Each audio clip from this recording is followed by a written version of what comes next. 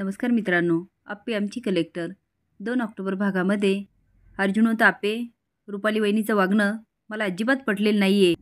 मी आत्ताच्या आत्ता जाऊन त्यांना घराबाहेर काढतो. तो जायला लागतो. आप्पे म्हणते, अर्जुन अरे तुला कळतंय का? रुपालीताई आणि स्वप्नील सरांना अमोलने घरात आणलं, आपण नाही. आणि काही झालं तरी आपण घराबाहेर काढू नाही शकत, कारण याचा परिणाम अमोलवर होणार.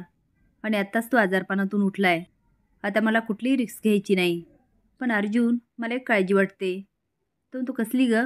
ती बघ ना, आजपर्यंत अमोल माझ्याशी कधीच खोटं बोलला नाही. अरे पहिल्यांदा खोटं बोललाय. नाही नाही अर्जुन, ही काय साधी गोष्ट नाही आहे. दोघांचं बोलणं चालू असतं तेवढं अमोल म्हणतो, मा बाबा.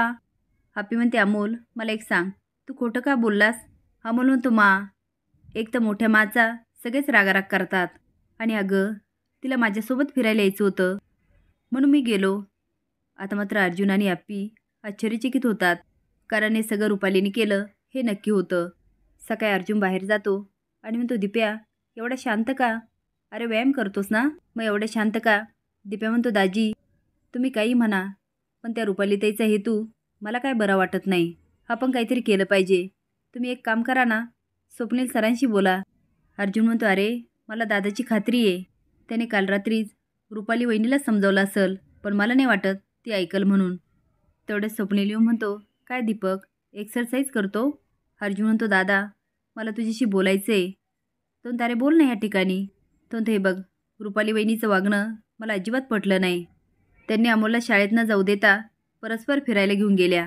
मला वाटतं ते अमोलवर जास्तच अधिकार गाजवतात आणि त्याला आमच्यापासून तोडण्याचा प्रयत्न करतात. तो अर्जुन मी बोललो तिच्याशी, पण जर काही जास्त वाटलं तर मी आणि रुपाली हे घर सोडून जाऊ. तू काळजी नको करू. आता सगळेच नाश्ता करत असतात. दिप्या म्हणतो, वा वा दिद्या, मस्त नाश्ता.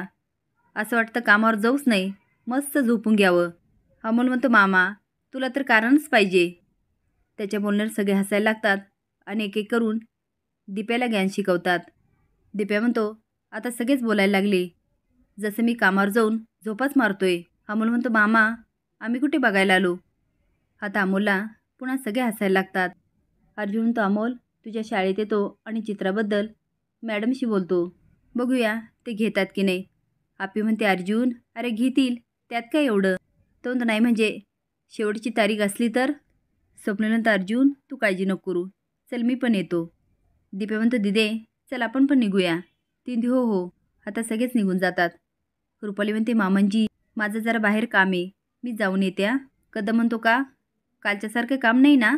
ती मामांजी अहो एवढं काय त्यात, मी अमोलला फिरायला तर घेऊन गेले होते, चुकलं माझं, पण काळजी नका करू, आज तसं नाही करणार, खरंच माझं काम आहे. बापू म्हणतात, रुपाली फक्त जेवणाच्या पहिले घरी या. ती हो बापू. मोना आणि निघून जाते. मोना म्हणते, या रुपालीताईंचं काही कळतच नाही. त्यांना सकाळी बोलले वंश छोट्या सरकारांसाठी डबा करतायत, तर मला म्हणाल्या करू दे, मी बाकीच्यांसाठी जेवण बनवते. यांचं चाललं तरी काय, बघायलाच पाहिजे. आता मोना रुपालीचा पाठलाग करते. हापी ऑफिसमध्ये जाते आणि रुपालीबद्दल गायतोंडेला सांगत असते आणि म्हणते, गायतोंडे मला खूप भीती वाटते. काल तर मी अर्जुनला अडवलं, पण मला नाही वाटत आता रुपालीताईंनी काही चूक केल्यानंतर अर्जुन माझं ऐकेल. गायतोंडे म्हणतात, ते अशा कशा वागू शकतात?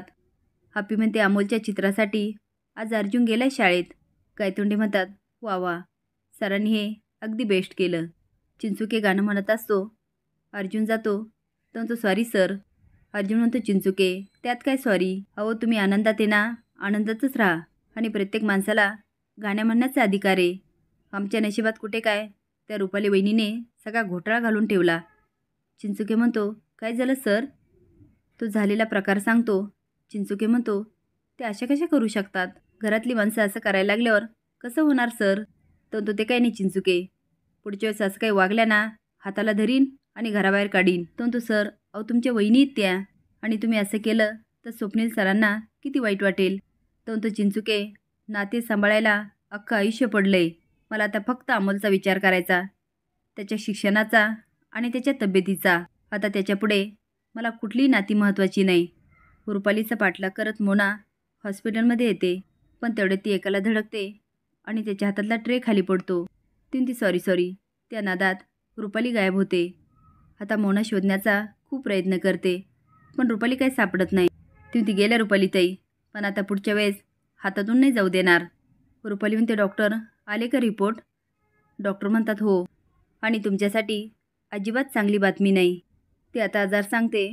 रुपाली रडायला लागते आणि म्हणते, डॉक्टर हे काय आहे? ते म्हणतात, लहान मुलांच्या मेंदूत आढळणारी गाठे आणि अमोलचा हा आजार सेकंड स्टेजला आहे. आय एम सॉरी, पण त्याच्याकडे आयुष्यातले फक्त 2 महिने राहिले. आता तर रुपालीच्या पायाखालची जमीनच सरकते.